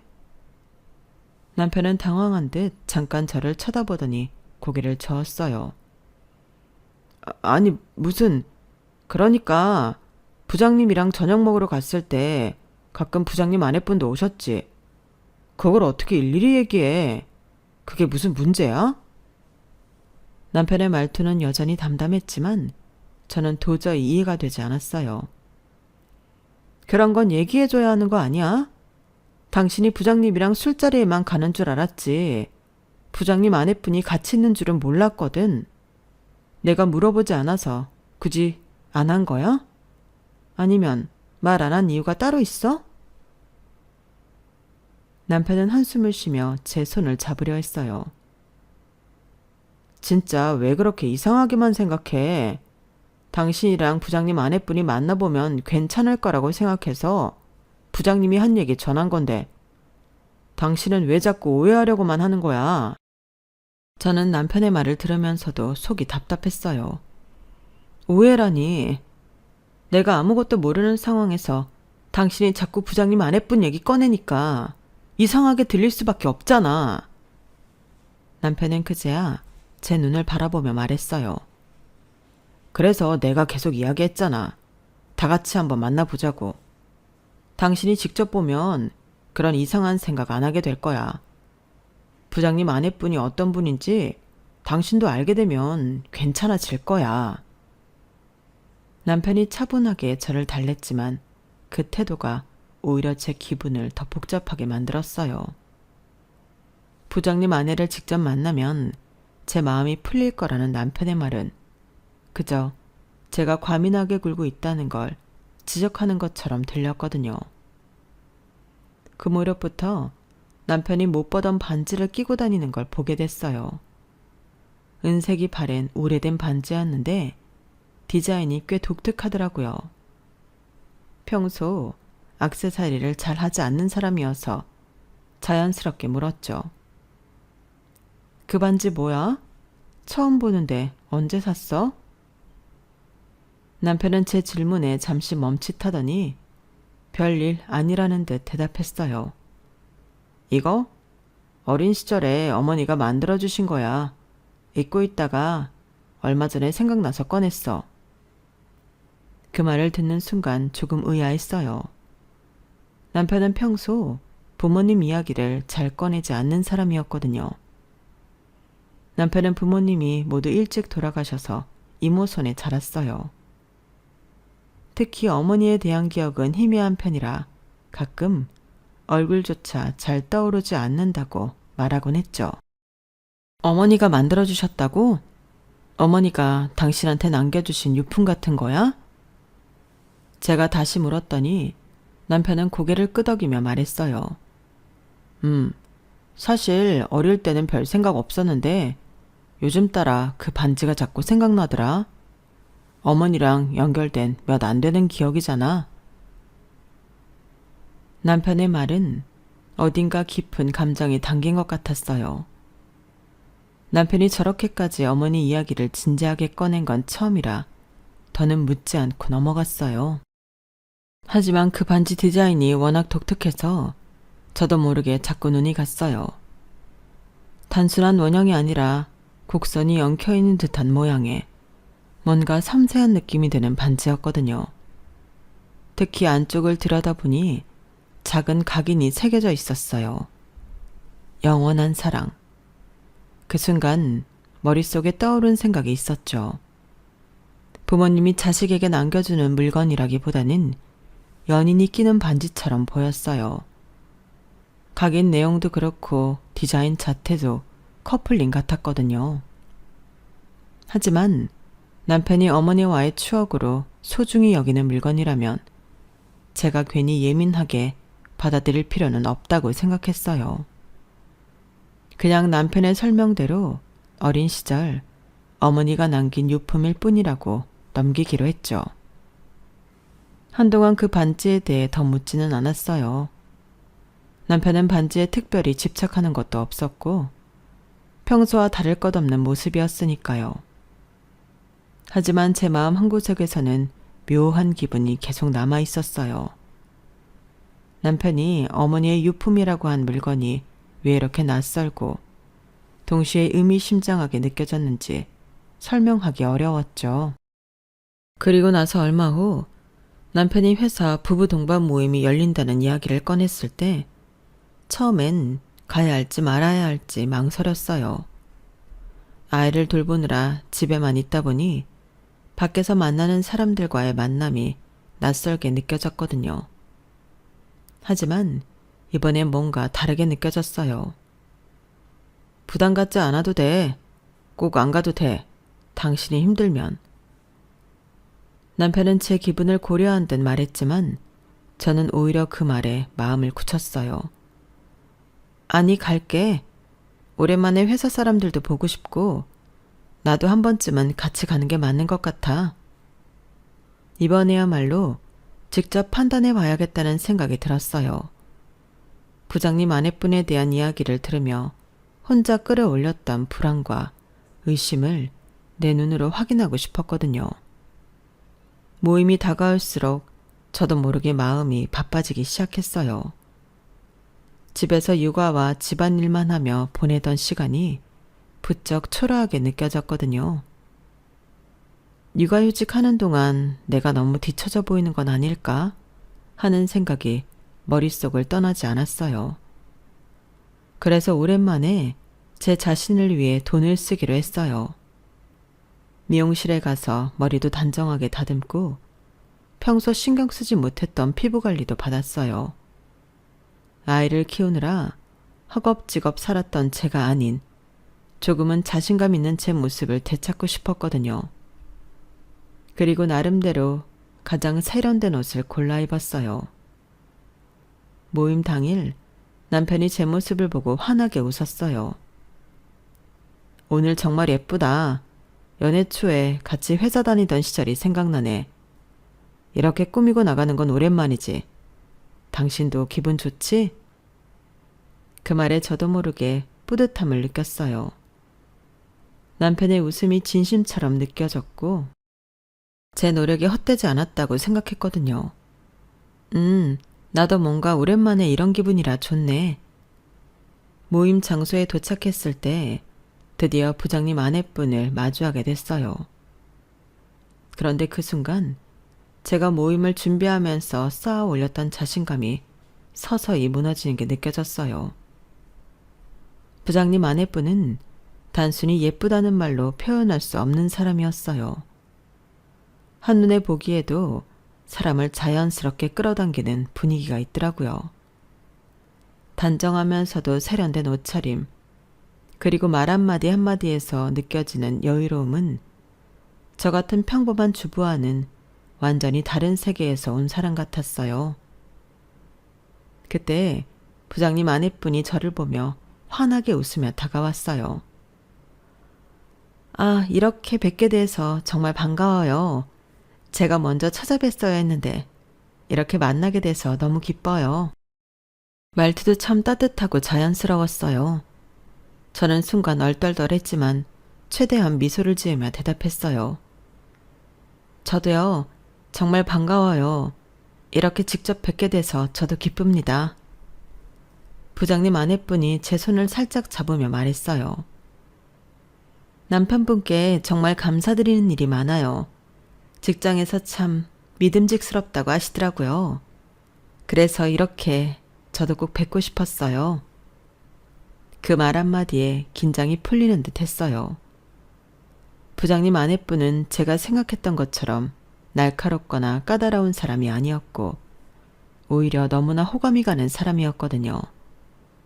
그분과 대화를 나누는 동안 저는 경계심이 점점 사라지는 걸 느꼈어요. 부장님 아내분은 친근하고 매력적인 사람이었어요. 그런데 동시에 묘한 자괴감도 들었어요. 제가 오랜만에 돈을 들여 꾸미고 세련된 옷을 입고 왔음에도 불구하고 부장님 아내분 앞에서는 뭔가 작아지는 느낌이 들었어요. 마치 아내분과 저 사이에는 넘을 수 없는 벽 같은 게 있는 것 같았거든요. 내가 왜 이렇게까지 자격지심을 느끼는 걸까 싶은 생각도 들었지만 누구라도 호감을 느낄 수밖에 없는 사람이었어요. 그래서인지 그분의 매력에 압도되면서도 스스로를 돌아보게 되는 기분이 들었죠. 하지만 대화를 나누는 동안 처음에 느꼈던 자괴감은 금세 사라졌어요. 부장님 아내분은 외모만큼이나 상냥하고 다정한 사람이었거든요. 처음 만난 저에게도 서스럼 없이 다가와주며 꼭 친하게 지내고 싶다고 말해줬어요. 정말 만나 뵙고 싶었어요. 남편분과 이야기를 나누다 보면 두 분 다 너무 잘 어울리실 것 같다는 생각을 자주 했거든요. 그 말에 저는 괜히 부끄럽기도 하고 뭔가 마음이 따뜻해졌어요. 저야말로 뵙게 돼서 너무 기뻐요. 좋은 분이라고 남편한테 이야기 많이 들었거든요. 앞으로 종종 만나서 편하게 얘기 나눠요. 저도 육아 선배로서 도움드릴 게 있으면 언제든 말해주세요. 그 말이 참 진심처럼 들렸고 저도 모르게 그 순간 마음이 열리는 기분이 들었어요. 이런 분이라면 나도 친해지고 싶다는 생각이 자연스럽게 들더라고요. 모임은 점점 더 훈훈한 분위기로 마무리되어 갔어요. 처음엔 긴장했지만 결과적으로 저도 꽤 즐겁게 느껴졌죠. 그런데 그때 문득 그분의 목에 걸린 목걸이가 눈에 들어왔어요. 긴 체인에 달린 펜던트가 흔히 보던 디자인이 아니었거든요. 펜던트는 작은 반지였어요.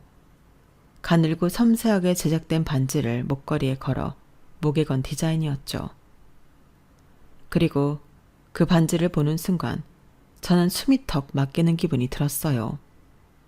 그 반지는 최근 남편이 끼고 다니던 반지와 똑같았어요. 아니, 똑같다고밖에 말할 수 없는 디자인이었죠. 머릿속이 복잡해졌지만 최대한 자연스럽게 물어봤어요. 목걸이 디자인이 참 독특하네요. 펜던트로 반지를 사용하신 거예요? 혹시 구경해봐도 괜찮을까요? 네, 물론이에요. 오래된 거고 워낙 자주 끼고 다녔던 거라 조금 달았지만 저한테는 참 소중한 물건이에요. 그 말을 들으며 목걸이를 자세히 살펴보던 순간 제 시선이 반지 안쪽 새겨진 각인에 멈췄어요. 영원한 사랑, 똑같은 각인이었어요. 남편의 반지에 새겨있던 글귀와 하나도 다르지 않았어요. 그 순간 저는 가슴이 철렁 내려앉는 기분이었어요. 눈앞이 희미해지고 모든 감정이 차갑게 식어버리는 느낌이었죠. 저는 애써 아무렇지 않은 척 목걸이를 돌려드리며 웃었어요. 아름다운 디자인이에요. 이렇게 오래된 걸 가지고 계시다니 대단하네요. 고맙습니다. 저한텐 정말 중요한 물건이라 항상 가지고 다녀요. 부장님 아내분은 아무렇지 않게 미소를 지었지만 저는 속으로 도저히 평정을 찾을 수 없었어요. 남편과 부장님 아내분이 어떻게 똑같은 반지를 소유하고 있는지, 왜 그런 물건이 두 사람에게 있는지 이해할 수가 없었거든요. 모임은 계속 이어졌지만 저는 그 후로 어떤 대화에도 제대로 집중할 수 없었어요. 머릿속에서는 반지와 목걸이, 그리고 그 안에 새겨진 영원한 사랑이라는 글자가 계속 맴돌았어요. 모임이 끝나고 집으로 돌아오는 길, 남편은 차를 몰며 부장님 아내분에 대한 칭찬을 쏟아냈어요. 당신도 느꼈지? 부장님 아내분 참 괜찮은 분이잖아. 대화도 재밌고 분위기도 정말 좋고. 내가 그랬잖아. 당신이 직접 만나보면 좋을 거라고. 남편은 너무나 들뜬 표정으로 이야기를 이어갔어요. 게다가 당신이랑도 잘 어울릴 것 같았는데 오늘 보니까 진짜 그렇더라. 친해지면 좋을 것 같아. 처음엔 가만히 듣고 있었지만 남편의 말이 이어질수록 속에서 화가 서서히 올라오기 시작했어요. 남편의 말이 단순한 칭찬이라는 건 알지만 목걸이에 달린 반지가 자꾸 눈앞에 아른거렸거든요. 저는 운전대를 잡은 남편의 손을 슬쩍 봤어요. 손가락에 끼워진 반지가 다시 눈에 들어왔어요. 아무리 봐도 부장님 아내분의 목걸이에 걸린 반지와 같은 디자인이었어요. 결국 참을 수가 없어서 조심스럽게 물어봤어요. 근데 오늘 부장님 아내분 목걸이에 걸린 반지 봤어? 목걸이? 아니, 난 그런 거 못 봤는데. 왜? 못 봤다고? 목걸이에 반지가 걸려 있었어. 그리고 그 반지가 당신이 끼고 있는 반지랑 똑같았다고. 제가 목소리를 높이자 남편은 당황한 얼굴로 고개를 돌렸어요. 똑같은 반지라고? 무슨 소리야. 이 반지는 직접 만들어진 반지라고 몇 번이나 말했잖아. 같은 디자인이 있을 리가 없어. 그 말에 저는 더 이상 참을 수가 없었어요. 그럼 오늘 내가 본 반지는 뭐였는데? 안쪽에 각인도 똑같이 영원한 사랑이라고 적혀 있었어. 어떻게 그런 게 우연일 수 있어? 남편은 손에 낀 반지를 슬쩍 내려다보며 고개를 저었어요. 나도 모르겠어. 정말 모르겠어. 당신이 착각한 거 아니야? 내가 끼고 있는 반지는 어머니가 만들어주신 거라니까. 하지만 저는 그 말을 믿을 수 없었어요. 목걸이에 달린 반지는 확실히 남편의 반지와 같은 디자인이었고 각인까지 똑같았거든요. 착각? 내가 이런 걸 착각했다고? 당신이 뭔가 숨기고 있는 거 아니야? 이 반지, 그리고 부장님 아내분이랑 무슨 관계가 있는 거야? 남편은 머리를 감싸지며 한숨을 쉬었어요. 아니라니까. 나도 지금 당신 말 듣고 어리둥절하다고. 당신이 그런 반지를 봤다니까. 나도 당황스럽고 정말 모르는 일이야. 남편은 계속해서 모른다고 했지만 저는 남편의 말이 점점 믿어지지 않았어요. 혹시 남편이 무언가 숨기고 있는 건 아닐까? 아니면 내가 그동안 듣고도 잊어버린 남편의 과거가 부장님 아내분과 연결되어 있는 건 아닐까? 운전을 하고 있는 남편을 곁눈질하며 문득 오래전 남편이 했던 말을 떠올렸어요. 연애 초기에 스쳐 지나가듯 했던 첫사랑 이야기가 머릿속에 맴돌았거든요. 남편은 과거의 첫사랑에 대해 간단히 언급한 적이 있었어요. 오래된 이야기라 구체적으로 말하지는 않았지만 어린 시절 꽤나 애틋하게 연애했던 여자가 있었다고 했었죠. 그 첫사랑 이야기가 부장님 아내분과 연결되는 건 아닐까 하는 의심이 머릿속을 떠나지 않았어요. 집으로 돌아오는 동안 제 머릿속은 온갖 복잡한 생각들로 가득 찼어요. 남편의 말을 어디까지 믿어야 할지, 부장님 아내분의 목걸이에 걸린 반지가 어떤 의미인지, 그리고 남편이 그 반지에 대해 정말 모르는 건지. 남편과의 대화가 끝난 뒤에도 제 머릿속은 온통 반지와 부장님 아내분 생각뿐이었어요. 남편은 계속 모르는 일이라고 했지만 반지와 목걸이가 똑같았다는 사실을 도저히 우연이라고 받아들일 수가 없었거든요. 혼자서 고민을 끌어안고 있을 수 없어서 결국 친한 친구들에게 털어놓기로 했어요. 친구들과의 대화는 주로 육아나 가벼운 잡담이 많았는데 그날은 정말 진지하게 제 이야기를 꺼냈죠. 너희들은 어떻게 생각해? 내가 괜히 과민 반응하는 걸까? 아니, 이건 뭔가 있는 거지. 똑같은 반지에 같은 각인까지? 이거 그냥 넘어가면 안 돼. 그 부장님 아내분 혹시 SNS 같은 거 안 하셔? 요즘 세상에 다들 흔적이 있잖아. 우리가 한번 찾아볼까? 친구들이 발벗고 나서겠다고 했을 때 솔직히 고마운 마음과 함께 걱정도 들었어요. 괜찮을까? 괜히 판도라의 상자를 여는 건 아닐지. 하지만 이미 마음속 깊은 곳에서는 결심이 서고 있었어요. 무엇이든 알아내야 했고 제 불안을 해소하기 위해선 그 상자를 열어야 한다고 느꼈죠. 친구들은 정말 열정적으로 움직였어요. 부장님 아내분의 이름과 직장 정보 등을 바탕으로 SNS 계정을 찾아냈고 거기서 부장님 아내분의 사진들을 발견했어요. 부장님과 찍은 사진들도 많았지만 개인적으로 찍은 사진들도 많았거든요. 친구들이 사진을 보고 난 뒤 뜬금없이 이런 말을 하기 시작했어요. 근데 있잖아. 이 부장님 아내분, 네 남편이랑 좀 닮지 않았어? 그 말에 저는 어이가 없었어요. 뭐? 닮긴 뭘 닮아. 말도 안 돼. 하지만 친구들은 진지한 표정으로 계속 말했어요. 진짜야. 원래 연인들은 얼굴이 닮는다고 하잖아. 혹시 둘이 진짜 예전에 만났던 사이였던 거 아니야? 친구들의 심란한 소리를 들으면서도 한편으로는 그 말이 사실일지도 모른다는 생각에 마음이 복잡했어요. 진짜 둘이 과거에 뭔가 있었던 사이면 어떡하지?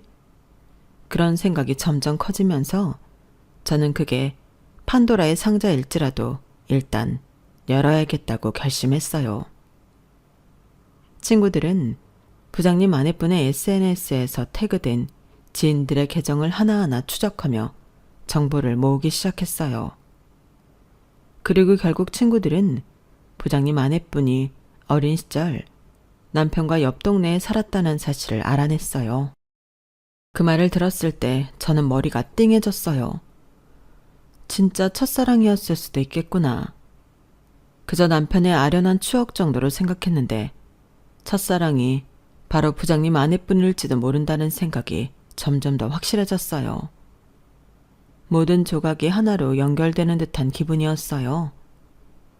정말로 부장님 아내분이 남편의 첫사랑이라면, 그리고 그 반지가 두 사람을 이어주는 어떤 연결고리라면 지금 이 상황은 어떻게 받아들여야 할지 전혀 감이 오지 않았어요.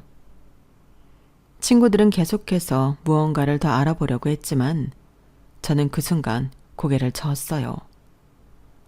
아니, 됐어. 여기까지만 알아보자. 더 알아봤자 내가 견딜 수 없을 것 같아. 그럼에도 불구하고 마음 한구석에서는 그 이야기가 정말 사실인지 확인을 해야 한다는 생각이 계속 들었어요. 진실을 마주할 용기를 내야 하는데 그게 너무 두려웠어요. 부장님 아내분이 남편의 첫사랑일지도 모른다는 생각이 점점 확신으로 다가올수록 오히려 남편에게 화를 내거나 추궁할 용기가 없어졌어요. 그동안 남편에게 몇 번 따졌던 기억이 떠오를 때마다 만약 남편이 아이와 저를 두고 떠나버린다면 어떻게 해야 할지 상상조차 하기 싫었거든요. 그런 악몽까지 꾸기 시작했어요. 꿈속에서 남편이 냉랭한 얼굴로 짐을 싸며 이렇게 말하는 장면이 떠오르곤 했죠. 더 이상 당신이랑은 못 살겠어. 당신이 계속 이렇게 추궁하니까 내가 숨이 막혀. 그리고 남편이 문을 나서고 저는 아이를 안고 울부짖으며 남편의 뒷모습을 붙잡으려 애쓰다 깨어나는 꿈이었어요. 꿈에서 깨어나면 심장이 터질 듯이 두근거리고 아무 말도 하지 못한 채 남편 옆에서 속을 태웠어요. 남편도 제가 점점 말이 없어지고 우울해 보이는 걸 느낀 건지 그 어느 때보다 자상하게 대해줬어요. 요즘 무슨 일 있어? 당신 기운이 없어 보여. 남편이 그렇게 물을 때마다 저는 고개를 저으며 대충 둘러댔죠. 아니야, 그냥 피곤해서 그래. 남편은 제 말에 의심을 품지 않고 오히려 더 다정하게 다가왔어요. 그러면 저는 그 다정함에 더 혼란스러워졌어요. 정말 내가 오해하고 있는 걸까? 아니면 남편이 나를 안심시키려는 걸까? 이런 생각에 마음이 너무나 힘든 나날들을 보냈죠. 그러던 어느 날 저는 아이와 함께 유모차를 끌고 산책을 나갔어요. 평소처럼 집 근처 카페를 지나가는데 안쪽 창가에 앉아있는 두 사람의 모습이 들어왔어요. 한쪽에는 부장님 아내분이 있었고 맞은편에는 남편이 앉아 있었어요. 멍하니 그 장면을 바라보다가 심장이 덜컥 내려앉는 기분이 들었어요. 부장님 아내분은 고개를 숙이고 있었고 울고 있었어요. 남편은 그런 부장님 아내분의 손을 잡고 무언가를 말하고 있었는데 고개를 깊이 숙인 채로 표정이 보이지 않았어요. 그리고 저는 두 사람의 맞잡은 손에 끼워진 반지를 보고 숨이 멎을 것 같았어요. 그 반지는 제가 알고 있는 반지였어요. 남편이 끼고 있는 반지와 부장님 아내분의 목걸이에 걸려있던 반지. 두 사람은 커플링을 끼고 있었던 거예요. 너무 화가 난 저는 유모차를 끌고 그대로 카페 안으로 들어갔어요. 가슴이 터질 것 같았지만 분노가 저를 움직이게 했어요. 두 사람 앞에 서자 남편과 부장님 아내분은 깜짝 놀란 표정으로 저를 쳐다봤어요. 뭐 하는 거야? 어떻게 집 앞에서 이런 짓을 할 수 있어? 제 목소리는 이미 고함으로 변해 있었어요. 부장님 아내분은 당황한 듯 자리에서 일어나려 했고 남편은 급히 저를 막으려 했어요. 그게 아니야. 당신 내 얘기를 좀 들어봐. 들어보긴 뭘 들어봐. 지금 이게 말이 된다고 생각해? 집 앞에서. 애까지 데리고 다니는 나한테 어떻게 이런 짓을 할 수 있어? 제 말에 남편은 어찌할 줄 몰라 하며 제 손목을 붙잡았어요. 진정해. 이건 오해야. 여기서 이러지 말고 내 얘기를 들어봐. 하지만 저는 남편의 말은 들리지도 않았어요. 머릿속에선 두 사람의 반지와 맞잡은 손, 그리고 부장님 아내분의 눈물만 떠오를 뿐이었거든요. 오해? 이게 오해라고?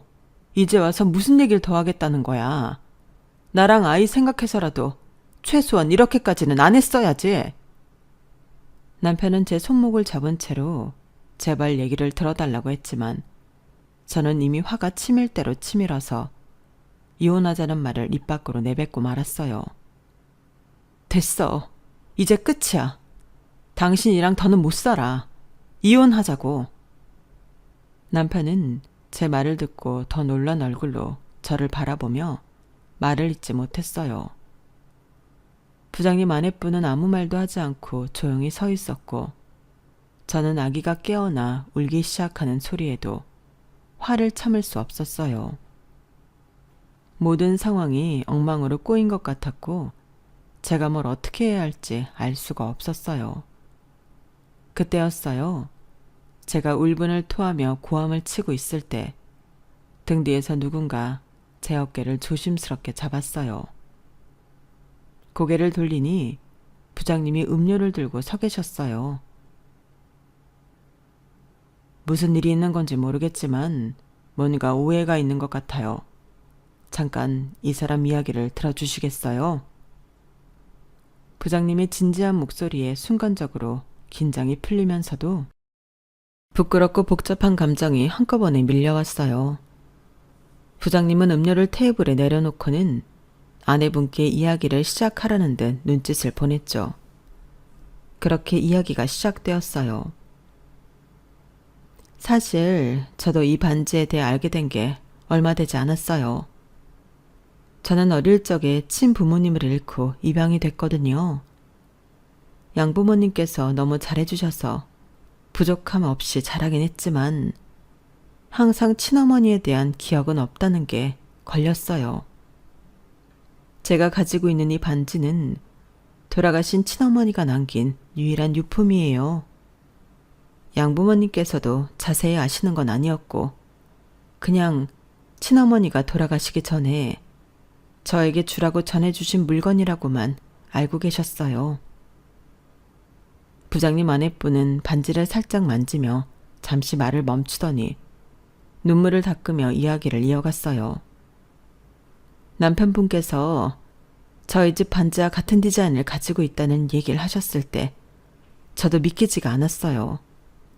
그래서 반지를 가지고 남편분과 함께 반지를 제작했던 공방을 찾아가 봤어요. 사실 무슨 답이 나올지는 기대하지 않았는데 그곳에서 듣게 된 이야기가 너무 놀랍더라고요. 부장님 아내분은 손가락으로 반지의 각인을 가리키며 차분히 설명했어요. 공방 주인이 이 반지를 보고는 바로 기억해내시더라고요. 반지는 부모님께서 결혼 반지로 맞추신 거였대요. 당시 결혼을 하기에는 굉장히 앳돼 보이던 부모님께서 아이가 태어나면 결혼식을 올릴 거라며 정말 행복해 하셨다면서 반지가 완성되던 날 두 분이 얼마나 기뻐했는지 지금도 생생히 기억난다. 이렇게 말씀하시는데 저는 너무 놀라서 아무 말도 못했어요. 부장님 아내분은 고개를 살짝 숙이며 목소리를 낮췄어요. 부모님께서 어린 나이에 저를 가졌던 터라 가난한 형편에 저를 입양 보내셨던 것 같아요. 아마도 어머니가 돌아가시기 전에 이 반지를 나눠 가지게 하면서 언젠가 서로를 찾을 수 있길 바라셨던 게 아닐까요?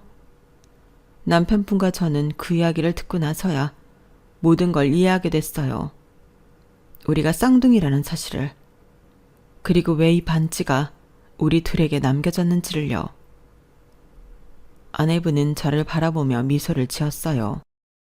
저도 처음에는 이 상황이 너무 당황스럽고 어쩔 줄 몰랐어요. 우리가 이렇게 만나게 된 건 정말 우연이고 운명 같은 일이었지만 그렇게 생각하실 줄은 몰랐어서 죄송한 마음이 들어요. 더 빨리 말씀드렸어야 했는데. 그 말에 저는 눈물이 차올라 아무 말도 할 수 없었어요. 부장님 아내분은 제 손을 꼭 잡으며 말을 이었죠. 괜찮아요. 누구라도 이렇게 생각했을 거예요. 그동안 어디 말씀도 못 하시고 정말 힘드셨을 것 같아요. 괜히 오해하게 만들어드려서 정말 죄송해요. 부장님 아내분의 이야기를 들으면서 저는 제 자신이 너무 부끄러웠어요. 그동안 의심하고 화냈던 제 모습이 떠오르면서 얼굴이 뜨거워지는 걸 느꼈죠. 정말 죄송해요. 이런 사연이 있는 줄도 모르고 제가 얼마나 못된 생각을 했는지 몰라요. 남편에게도 아내분께도 너무 미안해요. 눈물을 흘리며 사과하는 제 손을 부장님 아내분이 꼭 잡았어요. 남편은 늘 피가 섞인 가족을 가진 제 모습을 부러워했었거든요. 제 부모님께 사위로서 자라려 애쓰고 아이와 함께 있는 시간을 무척 소중히 여기던 남편이었어요. 그런 남편이 자신의 혈육을 찾았을 때 얼마나 기뻐했을지를 생각하니 그 마음이 이해됐어요. 남편에게 미안하고 동시에 고마운 마음도 들었어요. 제게 믿음을 주지 못했다고 자책하는 모습까지 보며 그동안 제가 얼마나 혼자만의 생각 속에서 남편을 몰아붙였는지 깨닫게 됐거든요. 저는 눈물을 닦으며 말했어요. 앞으로 우리 한 가족처럼 자주 만나요. 이렇게까지 놀라운 인연으로 이어졌는데 제가 더 잘하고 싶어요. 부장님 아내분은 미소를 지으며 제 손을 꼭 잡았고 부장님도 옆에서 고개를 끄덕이며 말했어요. 우리도 그렇게 생각하고 있었어요. 앞으로 좋은 관계로 자주 뵙도록 해요. 남편도 조용히 제 옆에 앉아 제 손을 잡으며 말했어요. 내가 너무 무심했어. 당신이 그렇게 힘들어하고 있는 줄도 몰랐고 내가 제대로 믿음을 주지 못했나 봐. 앞으로 당신에게 더 신경 쓸게. 고마워. 그리고 정말 미안해. 남편의 따뜻한 손길과 진심 어린 말에 저는 그동안의 감정이 모두 풀리는 것 같았어요. 그날 이후로 저는 이 일을 단순히 힘들었던 기억으로만 남기지 않기로 했어요. 오해와 갈등이 있었지만 그 과정에서 깨달은 점도 많았거든요. 사랑하는 사람을 의심하게 되는 건 순간적인 감정일 수 있지만 그 감정에 빠져들어 혼자 상상 속에서 더 큰 벽을 쌓아가는 건 결국 스스로를 괴롭히는 일이더라고요. 무엇보다도 가족은 믿음과 대화가 바탕이 되어야 한다는 걸 다시 한번 깨달았어요. 힘들고 혼란스러웠던 시간을 지내고 나니 저는 이제 남편의 새롭게 알게 된 가족과 함께 진심으로 관계를 이어갈 수 있는 용기를 얻게 되었어요. 인연의 소중함 또한 다시금 깨닫게 되었네요. 멀어진 가족의 인연을 다시 이어준 건 바로 이 기묘하면서도 아름다운 인연의 힘이었으니까요. 제 사연은 여기까지예요. 여러분들도 소중한 인연들과 행복하시기를 진심으로 바랍니다. 여러분, 사연 댓글에 응원과 현명한 조언 부탁드려요. 좋아요와 구독은 저에게 큰 힘이 됩니다. 오늘도 좋은 일 가득하세요.